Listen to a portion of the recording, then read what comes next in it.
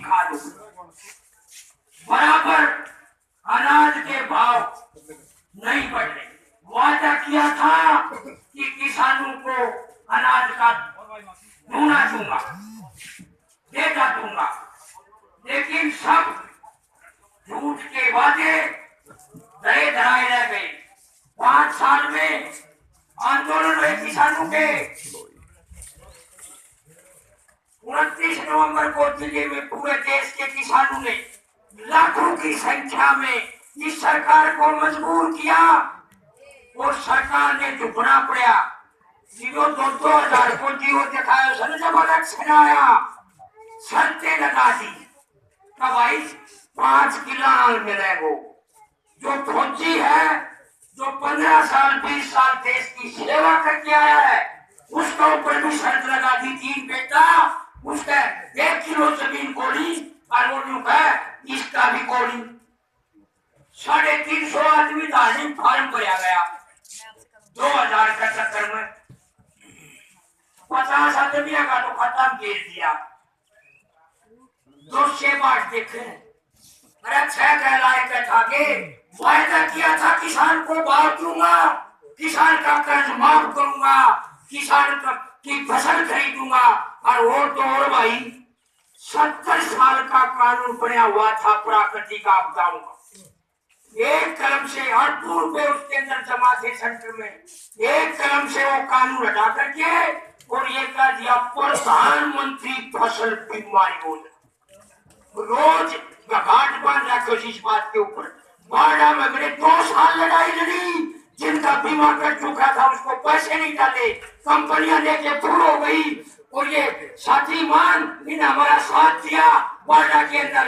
और 200-500 किसानों ने लड़ाई लड़के वो बीमे का पैसा किसानों को दिलवाए। 2015 में प्राकृतिक आपदा बाड़ा क्षेत्र में सिर्फ 4 गांव का बीजेपी सरकार मुआवजा बढ़ाना चाहती थी, लेकिन हमारी प्रिय नेता किरण चौधरी सोनिया गांधी को पांडवा का खेता में जाके खड़ी कर दी।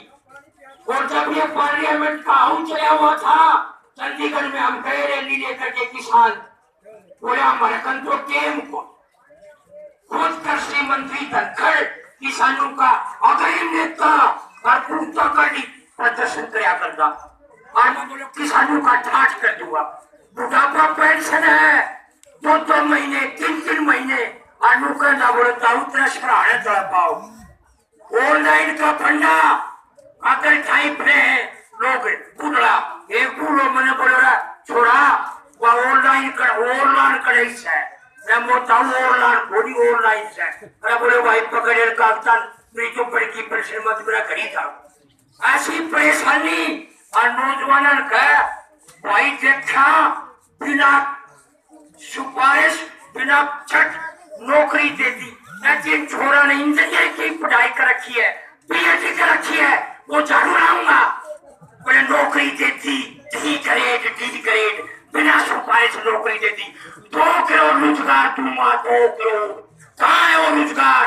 कहाँ है वो 15 लाख खत्म का घाट बच गया।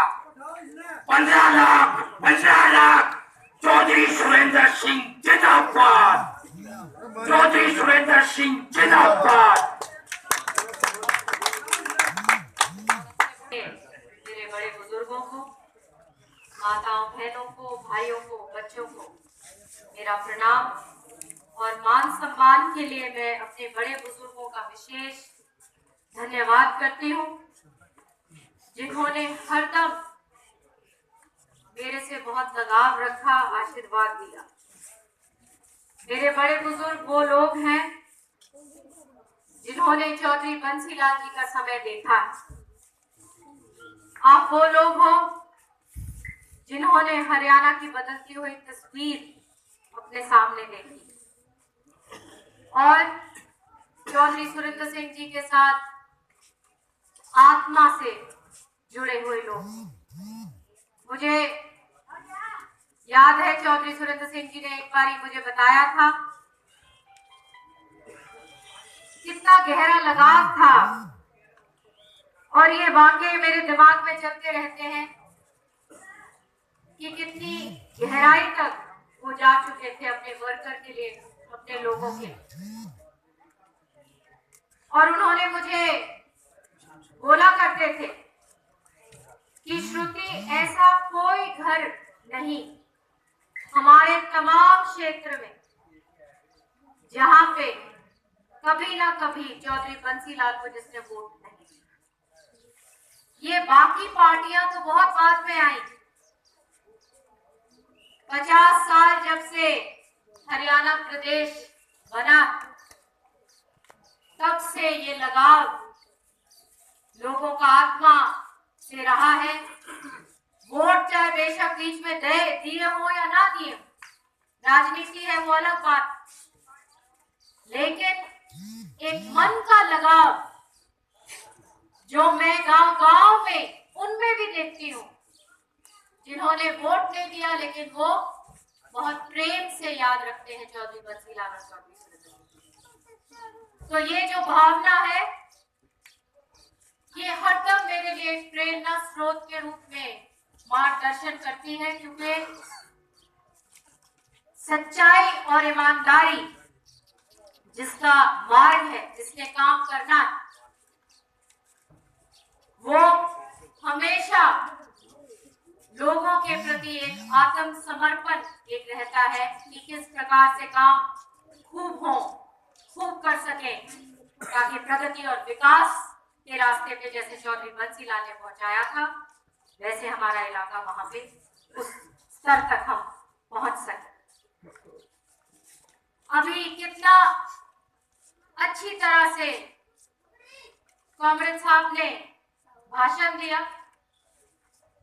और बताया दुर्दशा जो किसानों की हुई है इस सरकार में, इस प्रशासन में। वो एक बहुत पीड़ाजनक मामला। बीजेपी ने बहुत चमकीले वादे करे, टीवी ऑन करिए तो लाखों करोड़ों रुपया बहा रखा है एक आदमी के प्रचार के लिए, एक आदमी को ऐसा स्वरूप देने के लिए कि हर हर मोदी। जहां महादेव जी के लिए हर हर होता है, भगवान के लिए, वहां पे प्रचार करते हैं इस प्रकार से शोभा नहीं देती। हर प्रकार से झूठ पे झूठ बोला गया। ये जो प्राकृतिक आपदाओं की बात इन्होंने कहा था कि 70 साल से प्राकृतिक आपदाओं की लिस्ट थी, और आपको याद होगा कि पहली बार जब मेरे कार्यकाल में, जब मैं एमपी थी, तो बहुत भारी सर्दी पड़ी थी और पाला जमा था फसल पे और फसल खराब हुई थी। और मेरे पास बड़े बुजुर्ग आए, उन्होंने कहा कि बेटा हमें मुआवजा दिलवा,